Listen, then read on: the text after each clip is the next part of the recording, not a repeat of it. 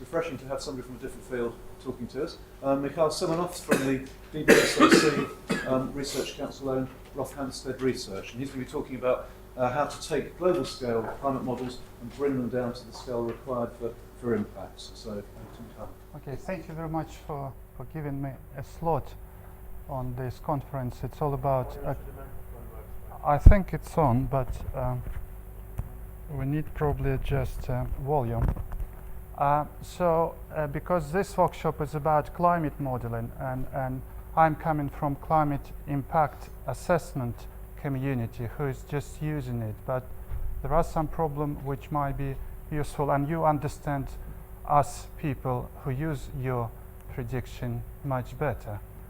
So I had problem with Rothamsted because for climate community it's not known entity at all, and every time I bump into somebody, everybody's saying, what is the Rothamsted? So I prepared 2 slides. So why Rothamsted is kind of should be on a map of computational science. It was founded, it's the oldest, almost the oldest agricultural station. It was set up as agricultural station almost 170 years ago. And for the first, for the first 70 years, they were just collecting data from different fields. It was set up by John Lewis, who give money and land and say this land and money can only be used for research. So Rothamsted having a problem financial as everybody else, but it's sitting on millions of pounds of land which it can't sell to anybody because it's under this agreement which was signed this many years. So in 1919, Fisher was invited to Rothamsted to try to make sense of all data which was collected so far. And basically for the last 15 years when he was at Rothamsted, he developed all these famous statistical methods which biologists and ecologists at Rothamsted and worldwide still using in their research. And these include design of experiment, analysis of variance, maximum likelihood, and so on. And to some, Rothamsted is considered as most important birthplace of statistical theory and practice. I don't know how far it could go, but that's at least in England that would be a true statement. Even at that stage, in 1920s, they used computers, and this is a picture of a very powerful calculating machine. It's called the Millionaire. We still have a copy of it in perfect working order, and the beauty of this machine is that you can do multiplication in a single step, not by adding something, but in a single step. So actually at that time it was a cray of computing. And Millionaire, it's not only the name, it's probably a price tag. I think it costs equivalent of £10,000 in nowadays money. So it's quite expensive. So they use this machine to compute all different statistics. So this is outline of the talk. First of all, I want to introduce give you example of one of the impact model, crop simulation model. So for you to understand how nonlinear this model is and how important to provide a correct input into this model to obtain something sensible out of it. Then I move to global climate model and explain why neither global climate or regional climate model can't be used as input into this impact model, and why downscaling technique require.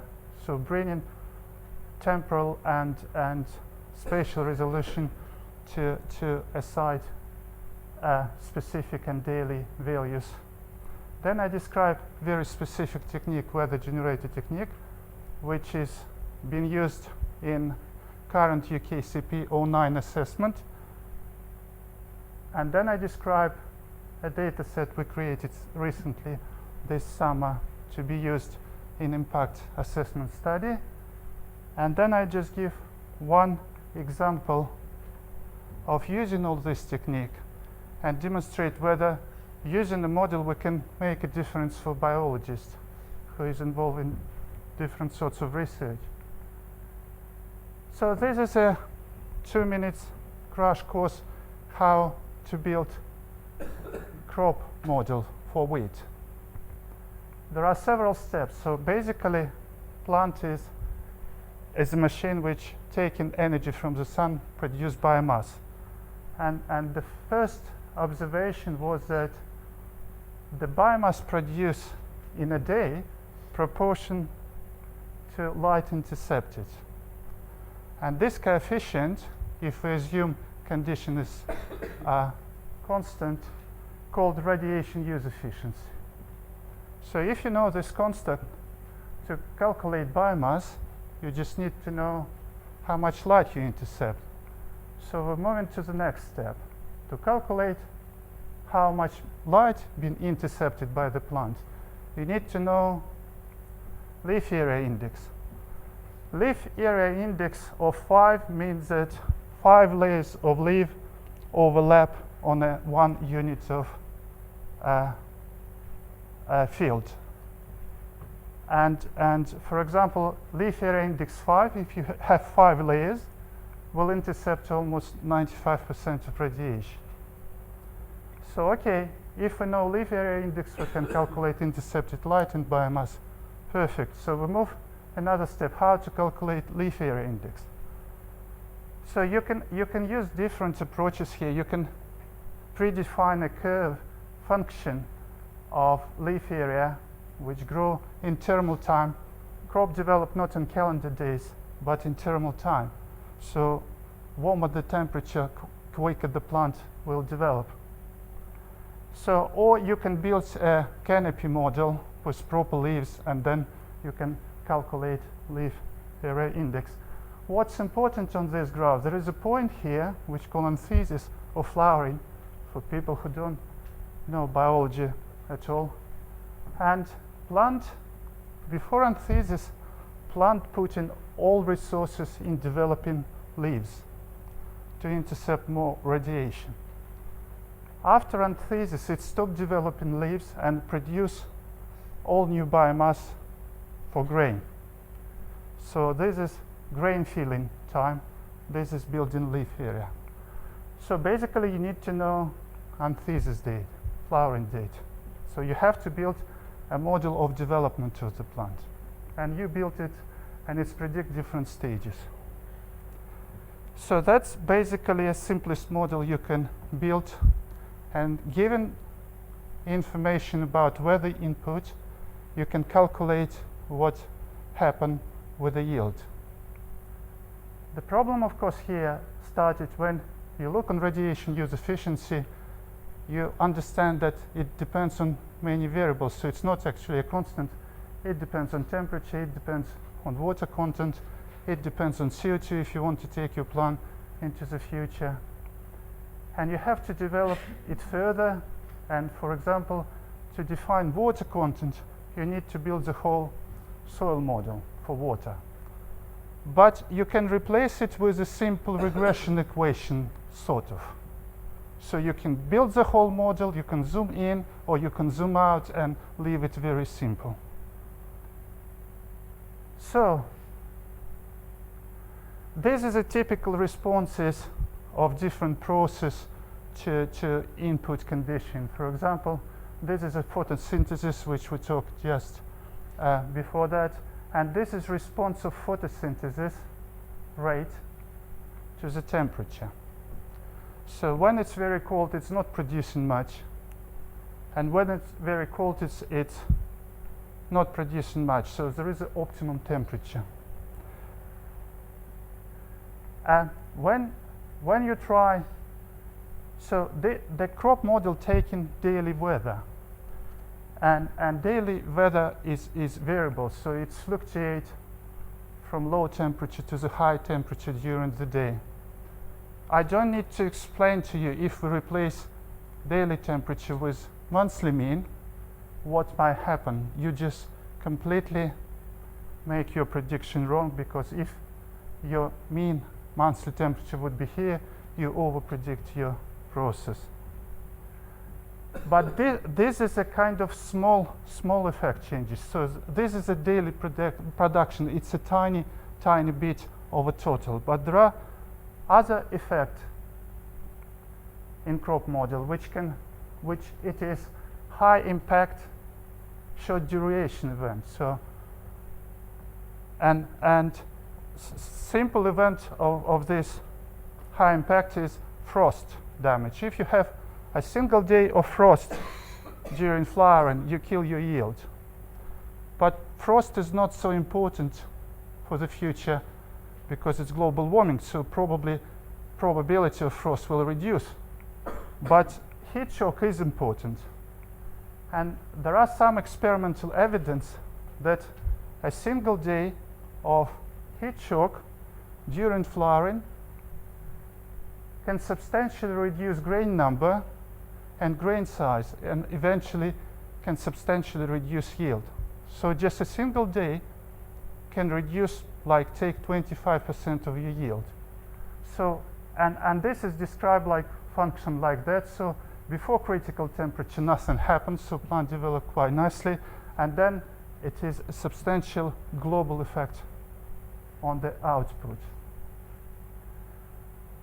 So on this slide, I summarized requirement for the climate scenario, climate input for the crop model, and this requirement, so your input should be weather. So it's a site-specific daily time series, and this site-specific daily time series should reproduce correctly climatic variability and extreme event.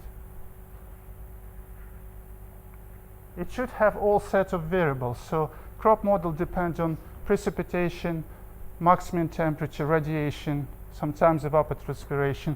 You should produce all of this variable. It should contain a large number of years. So from regional or global model, we have hundreds of years. Sometimes it's not sufficient to assess extremely rare events. So you might need 1,000 years and hundreds of these 1,000 years to estimate something. And of course, it needs to incorporate changes in mean climate and variability of climate. For you, this might be obvious, the last statement, that changes in climatic variability is important, but it wasn't so obvious during 90s. All impact assessment study during 90s ignore changes in climatic variability. So what they usually did, they take 30 years of historical weather and they just shifted this 30 years of weather with delta changes in mean temperature and changes in precipitation. And they were doing so in belief that changes in climatic variability would be second order effect. So it's not that important. We'll look on the major impact. And it took some time to prove that it could be wrong. So this is a simulation from one of the crop models we're using in our study for the future. It was done at the beginning of 1993, 94 for one of the European projects. And we have scenarios, I believe it was UK transit model at that time. And so we have developed scenarios which include only mean changes, and then scenarios which include mean changes in variability. And this is results of this simulation. So this bar, green bar, is mean yield, and red bar is, biologists like to use coefficient of variation. It's just standard deviation divided by mean. It gives you relative error here. And you can see that if you not include variability, yield change not very much. When you include variability, it would be a disastrous consequences. And if you see here, the red bar is for with variability, and This line is without variability. This is cumulative probability function for yield. Yield is here, probability here. And you can see that for critical event, to produce very low yield, like 3.5 ton, which could be considered as a failure, for scenarios without variability, this may happen 1 in 10 years' time, and with variability, it will happen every second year. So the agriculture in this particular region, it is civil, will become just unsustainable. So global climate model predicts evolution of climate. There is no doubt about that. And this is the best tool possibly available at the moment. For us, people who work in impact, the problem is the grid scale. Even now, IR4 assessment report 4, they use model which has a resolution between 2 and 4 degrees. So it's between 200 kilometers by 400 kilometers. This is hardly HAT-CM3 model for Italy. The whole Italy covered just with 1.5 grid box, which means spatial resolution, it's not sufficient to capture differences in climate. We need to do something about that. But what is more important, that because subgrid process is not resolved properly inside, like precipitation, we can't even talk about daily precipitation within GCM for the impact assessment. This variable doesn't exist. GCM, as I understand correctly, GCM time step is 20 minutes. But even you aggregate this 20 minutes into 1 day, it makes no sense. You need to aggregate it in a month. And in a month, it will make sense for this big grid. So for impact community, usually we have monthly data on a grid scale. The second problem with GCMs, of course, is bias. And many talks yesterday and the day before were talking about bias. So this is a picture from this latest publication. So this is a comparison of assessment report 4 models, all the models, against ERA 40. So they take in absolute bias of the model because it could be positive and negative. They want to see absolute number. And average, it's through ensemble. And this is average bias of all, absolute bias of all model. And you can see that for some areas in Europe, during summer, the bias could be substantial. We're talking about 3 degrees. Predicted increase in temperatures between 2.5 and 4 degrees. So it's substantial bias. So we can't use directly output. So we need to use downscaling technique. And this being developed during 90s and it's developing now. And there are several approaches how we can get some information from GCMs and using this technique to produce time series which looks like weather. And one of the technique is so-called statistical downscaling. And statistical downscaling, the method is trying to develop a relationship, statistical relationship, using observed data from many stations between small-scale variables and large-scale variables. And large, I mean comparable with GCM or regional model grid box. So it's trying to relate site-specific variables to grid variables. And there are several techniques. One of the interesting technique, there is regression neural network, circulation pattern. And the idea behind circulation pattern is that, okay, we can admit that global climate model does not do not predict correctly precipitation, it's not that important, but at least it predicts circulation pattern well. So if we develop relationship between circulation pattern and local variable, then we can use output from global climate model to drive this relationship and get our local weather. And this technique, as any other technique, sometimes it works well, sometimes it doesn't.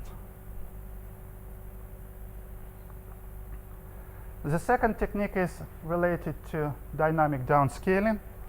It's you probably know, I don't need to even to spend time. You just nest your original model and resolve your spatial detail on a smaller scale down to 10 kilometers.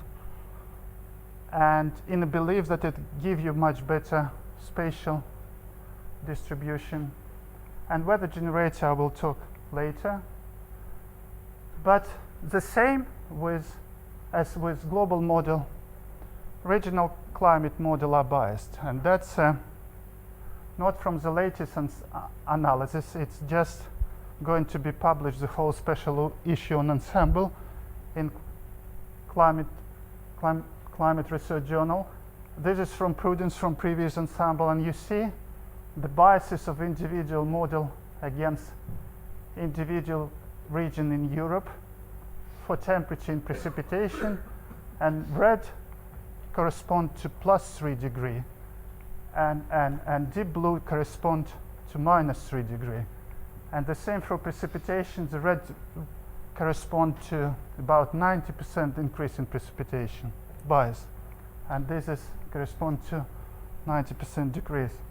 So we need to use something. Now I'm going through stochastic weather generator technique, explain what it is, how it's been used, and what's available now for impact community. Weather generator is a stochastic model. It's not physically based model. It's just model which trying to mimic a time series which observed in reality. And it's produced a weather series of a bunch of variables which are statistically similar to observed. And statistical similarity could be defined in terms of several statistical tests. So you compare monthly mean, you compare variability, you compare distribution of precipitation, you compare extremes, you compare whatever you want to compare. When you compare and the score is good, you say that weather generator performed well. It was originally developed for risk assessment before climate changes. The first one appeared for precipitation in 1967, I think. And basically people want to have a very long time series of precipitation to look into flood defense, for example. They want to know return period of extremely high flood. And this what can be done, because you're never going to have observed time series of thousands of years. The second application is you want to do your analysis over a region, but you only have several stations. Weather generator technique allow you to interpolate parameters around this region and then generate very sensible weather for the whole region on a grid box, if you want to use a grid box. And now this technique is used as an inexpensive technique to downscale from global climate model or regional climate model and produce climate scenarios. There are many weather generators around, and there are different structures of this generator use. And this is a kind of one of the possible classification of weather generator. The first one, when they started to be used, it's a so-called parametric, where you try to fit a known distribution to your time series and derive parameters. And if you are lucky, for example, this variable follow normal distribution. So instead of keeping all information about this time series, you just keep mean and standard deviation. And this is good approach, very economical, parsimonious when it works, because very often the distribution, underlying distribution, could change substantially from side to side, and it's very difficult to create a generic generator with generic distribution which capture all possible observed data. So alternative to this is non-parametric distribution, where you try to resample your observed data. So what you are saying that I will carry with me all data which have been observed, and I produce new series just by resampling this data many times. So you pick up the first point, and there is a notion of a neighborhood. So, and this neighborhood telling you what is a likely state for the next day.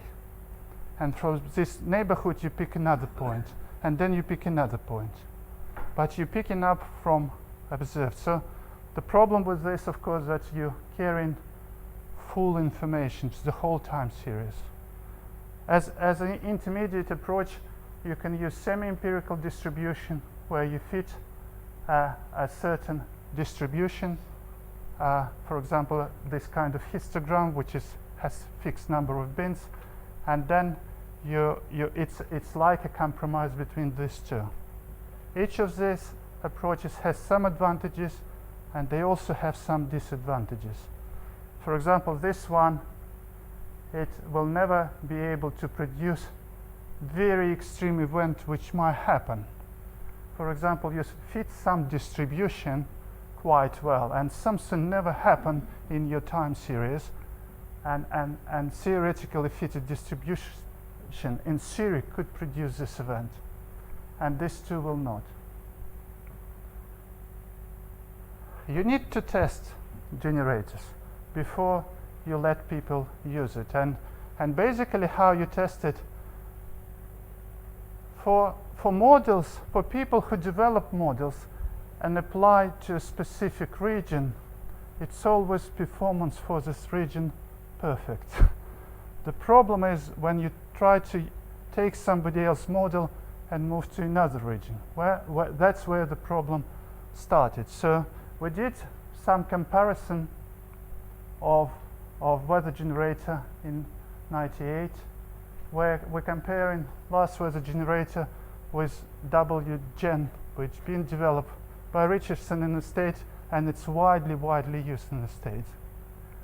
And to play a fair game, we put many sites all over the globe, and we just run generate. And we did different tests. We're comparing distribution, we're comparing mean, we're comparing variances.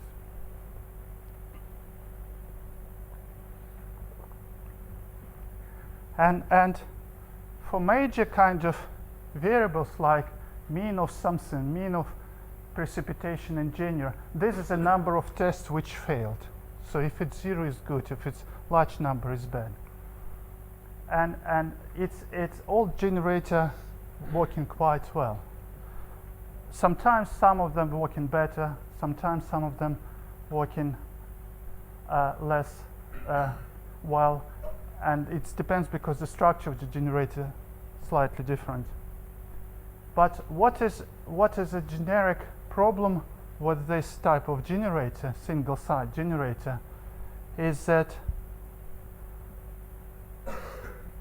it's struggling to reproduce interannual variability sometimes. And you can see here, so this is a variability of monthly temperatures.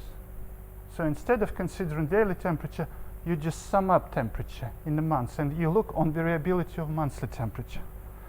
And you can see here that out of 12 tests, for example, at this location, 4 tests failed. And this is what happened here. It's quite awful picture. It's not always like that. It's sometimes they failed. here it says daily temperature for January. So this is observed, this is generated, this is quantile plot, this is one-to-one line. When you look on daily temperature, it's look pretty all right. It's capturing the range.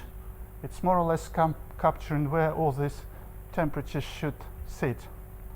But if you aggregate it to monthly value, you see that generated value very, very, very little, and observed value very, very, very high.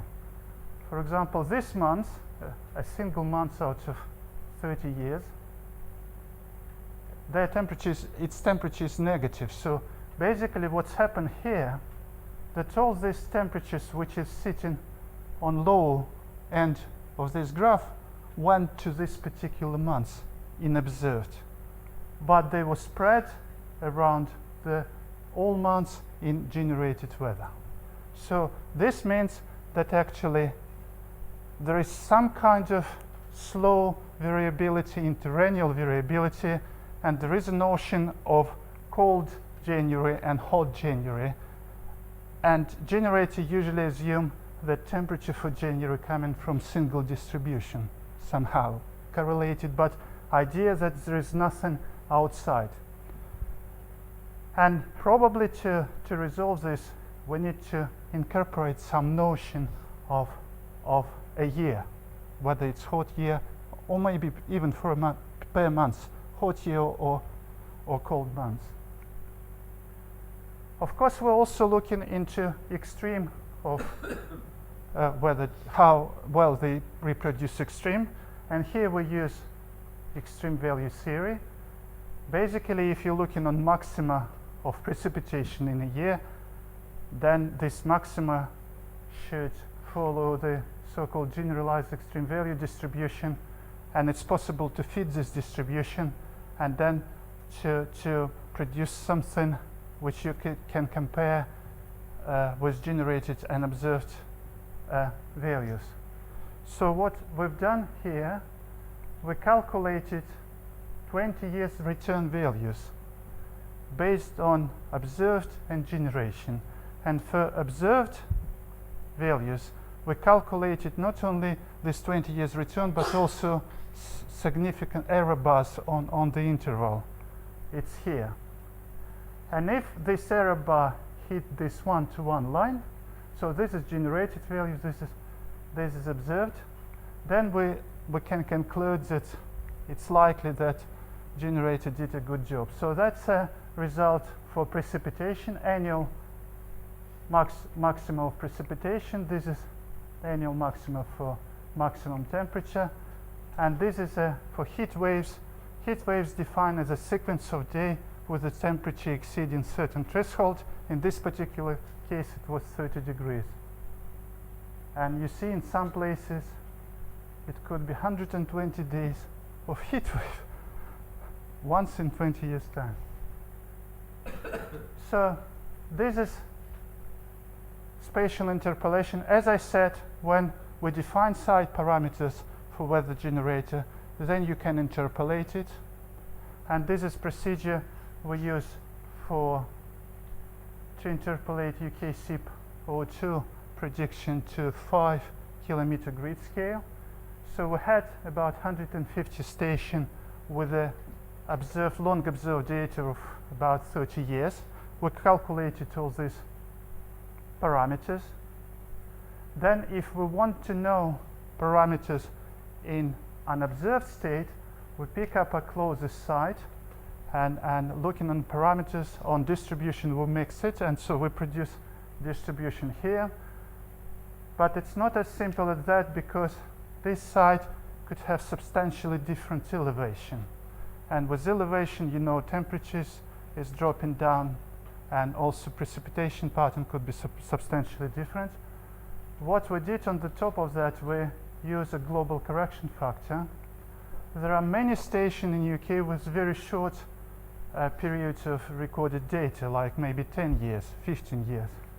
So we use a thin plate smoothing spline technique developed by Mike Hutchinson, who can put interpolated surface over this 3,000 2,500 station with very short records sometimes, but it's still better than nothing, and it's produced, for example, mean monthly precipitation or mean monthly temperature, and we use this surface to adjust this parameter, and then we use this parameter set to produce graded climate scenarios. So we can produce graded climate scenarios here, but unfortunately every grid would be independent. So for agricultural assessment it doesn't matter, because we compute yield in every grid independently of other grids. But if you're doing hydrology and you want to calculate the stream flow in a river, then you need rainfall over the catchment area. And if this catchment area is large, you need to be able to produce spatially correlated rainfall event. And there are some techniques for this, and one of the techniques using this idea of, again, of this unobserved weather state or weather pattern, which is driving your spatial distribution of rainfall. Another approach being developed by Wilkes, where he used a single site weather generator over a grid, but this single site generator was driven by a spatially correlated field. That can work as well. And of course, the winner in simplicity is resampling technique, because if you resample from a single site, you can do the same from the whole region if you have several stations there. And resampling technique keep correlation quite well. But you need a lot of observation here. So how we use weather generator to produce this climate scenario? And this is simple 3 steps. So first of all, you need to estimate a baseline site parameters for weather generator. And for this, you need to have observed daily weather. The second step would be to look into GCM, to look into control run and in future run. And looking on this, you try to extract a delta changes of climatic means and climatic variabilities, which define in different ways for different generator. But basically, it's a delta change approach. And then you apply this delta changes in means and variability to distribution of weather generator, and you're trying to adjust it in order to reproduce these changes in a time series. And then you just run it. So this is what we've done. And this step could be done if you have a weather generator, if you have access to observed data and GCM's output, you can do it yourself.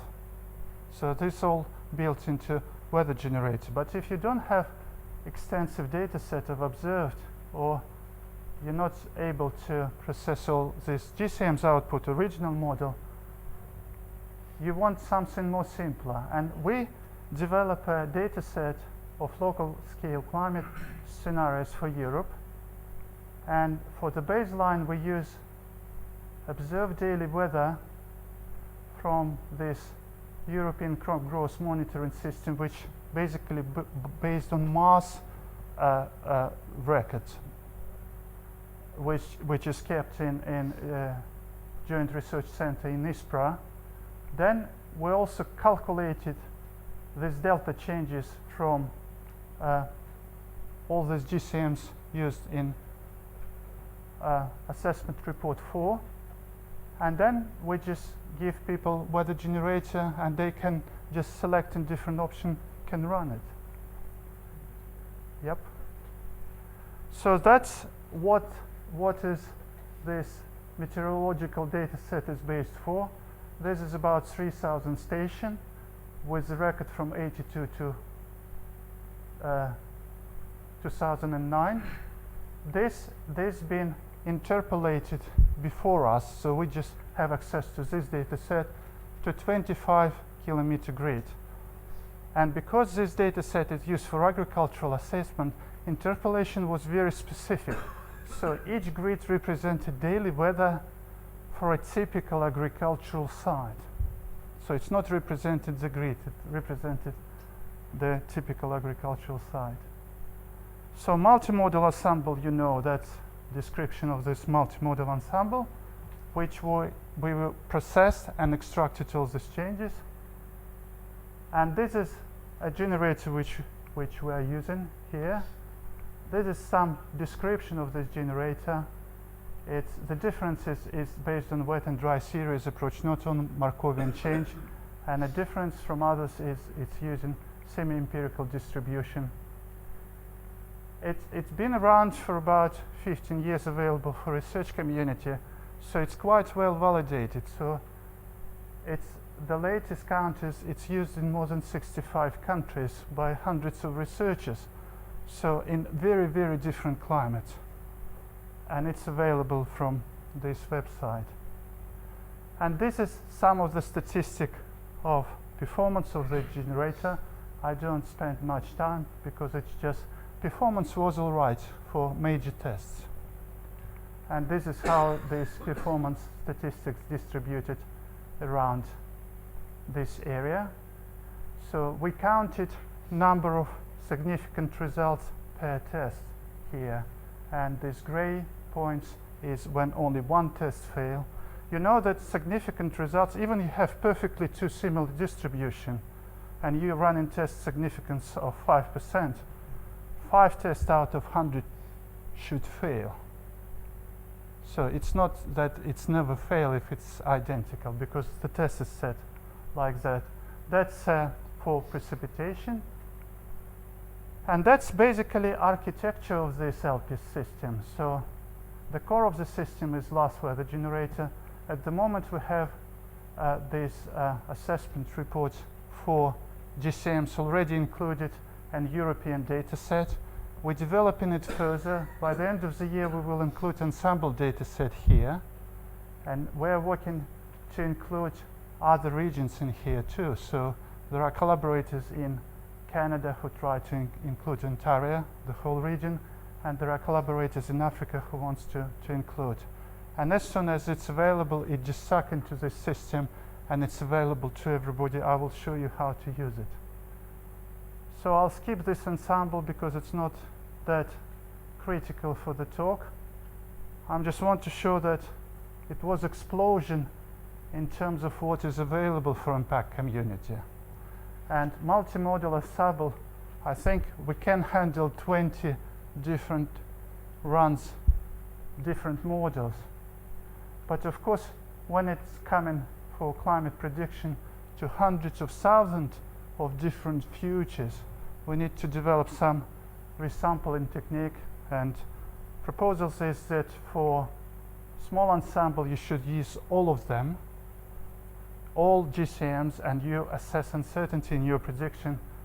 For big ensembles, you need to use some sample procedure, or in UK SIP 09, they use a statistical emulator which was trained on about 1,000 and maybe 2,000 of projections.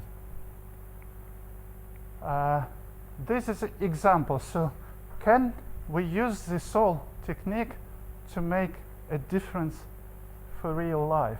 For real life yeah, I'm in the station surrounded by biology, so can we make a difference? And the answer is we can. So wheat. One of the key BBSRC priority now, Biological Council priority, is food security. One of the major threats for food security is climate change. So that's a prediction how temperature will change in the future for Rothamsted in UK and for Seville.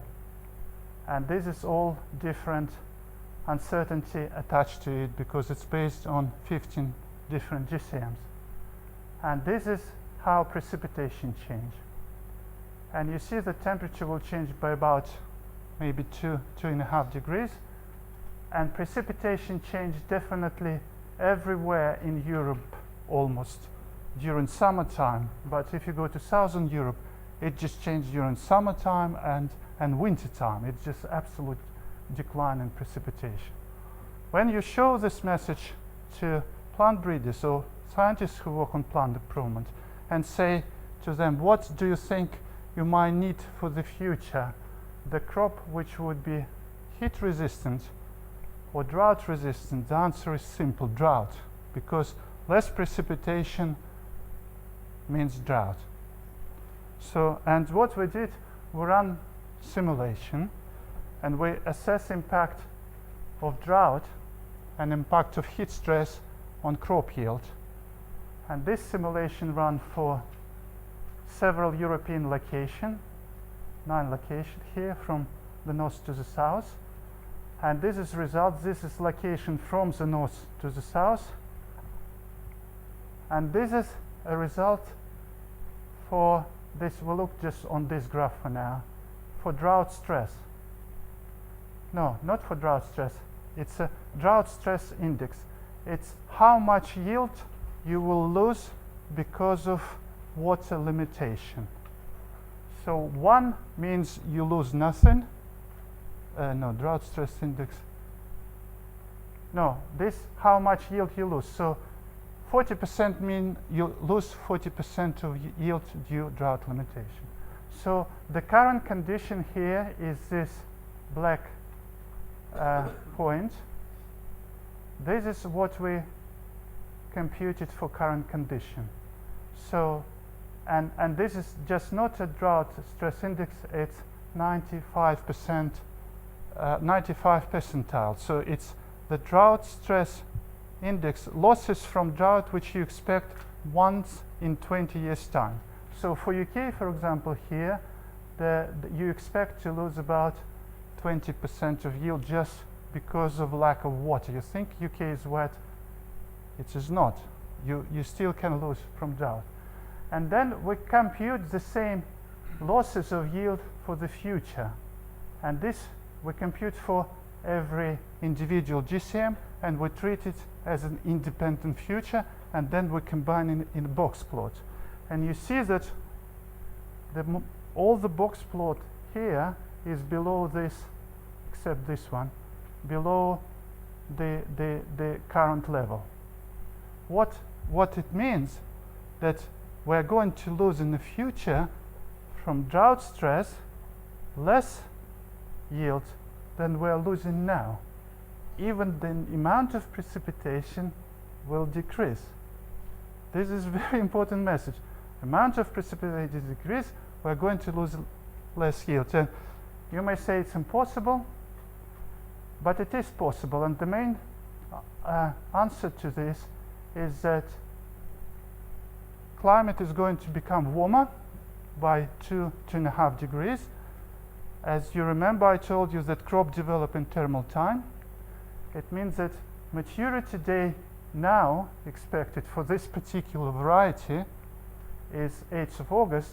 In 2050, it would be in July, 18th of July. So it's 3 weeks earlier. Basically, what's happened that crop will mature earlier and it will not hit the drought stress at all, because water still would be available from the soil. So it's accumulate water during winter, and then it's developed so fast that it will be running on the soil water rather than precipitation.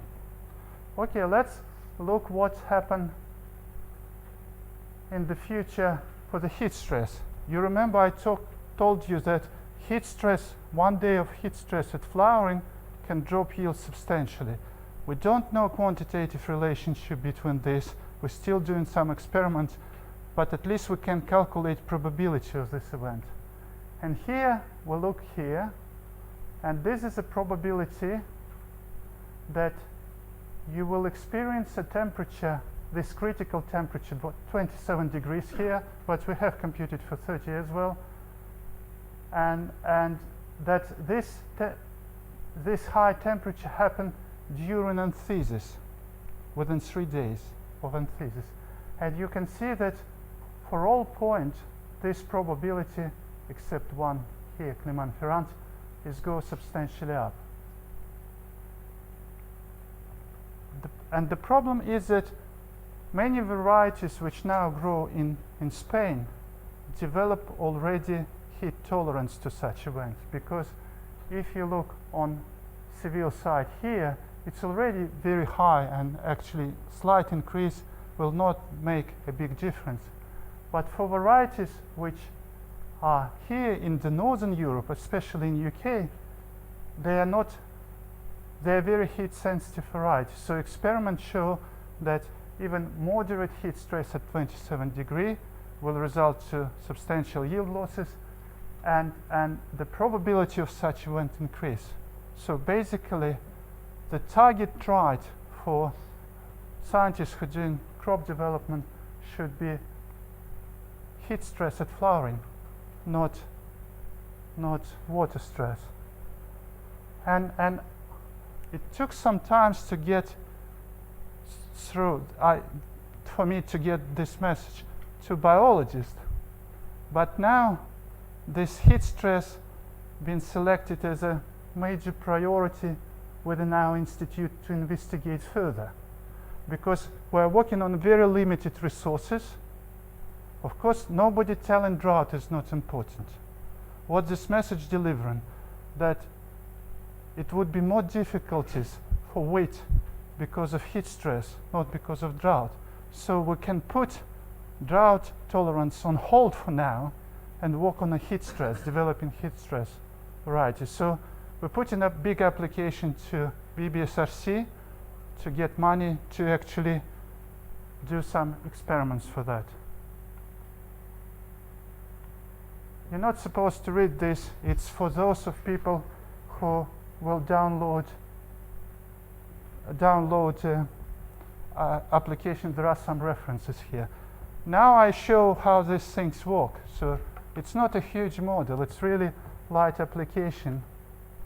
So if you go to Google and you Google last weather generator, it will bring you here on this page where you can download software.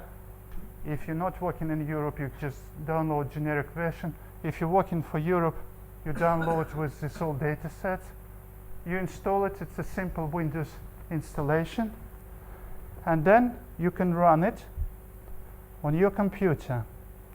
So this is very light notebook. It's not powerful workstation. What I'm trying to do now here, I will generate 100 years or 200 years of weather data for this site, for here, for Hadley Center model. And you see how simple it is. You click Europe, you put your name, which is Newton Institute. I pre-type it.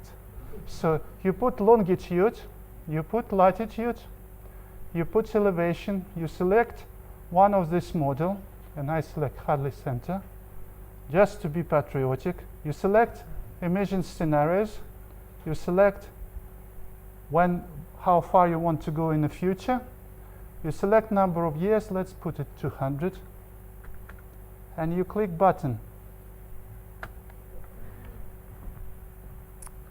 So just now we generated 200 years for a single site, and that's these two files just been created. You can see it's this watch is not correct. So okay, it's 1459. It's even in the future. And if you look at this, it's a simple ASCII file for the weather. So it's a year, Julian day, mean temperature, max temperature, precipitation, radiation, and potential evapotranspiration. If I leave this machine running for 5 hours, in 5 hours this light machine generate this 200 years for Hadley Center for the whole Europe. If you have a proper workstation, you can generate in a day all 15 GCMs, all time slices, everything for the whole Europe. It's 12,000 grids, 300,000 years of runs. The problem would be the space, to save all your results. That's it.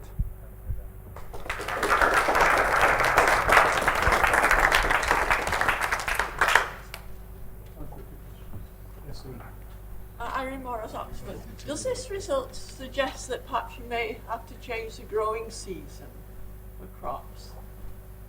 Like the growing season for wheat to take better account of... No, crop is...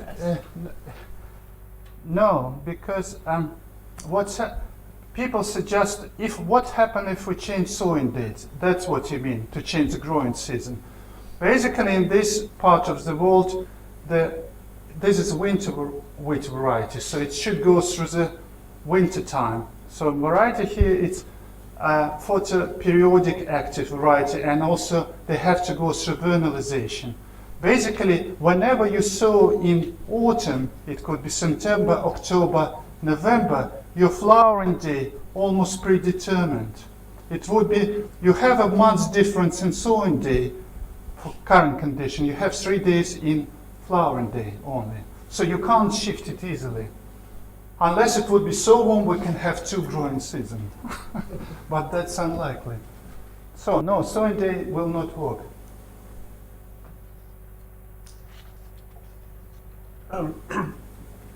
Is the weather generator method, is it capable of being sort of generalized so that it can be of application to hydrologists, where one needs to know about, on the one hand, I mean, where one is trying to estimate river discharge. So on the one hand, it's very sub-grid scale information, but on the other hand, the drainage basins may cover several grid boxes, and therefore there's a need for correlated weather. I was very brief here. It's called multi-site generator. It's possible to do it for catchment.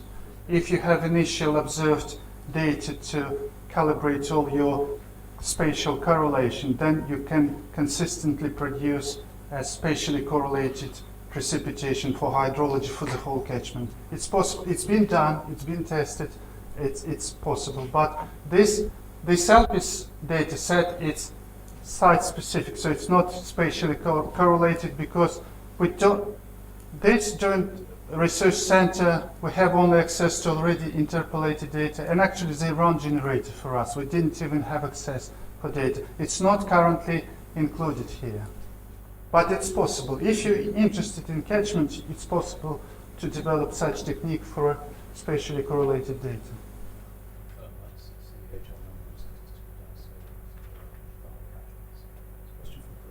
Chris Farmer.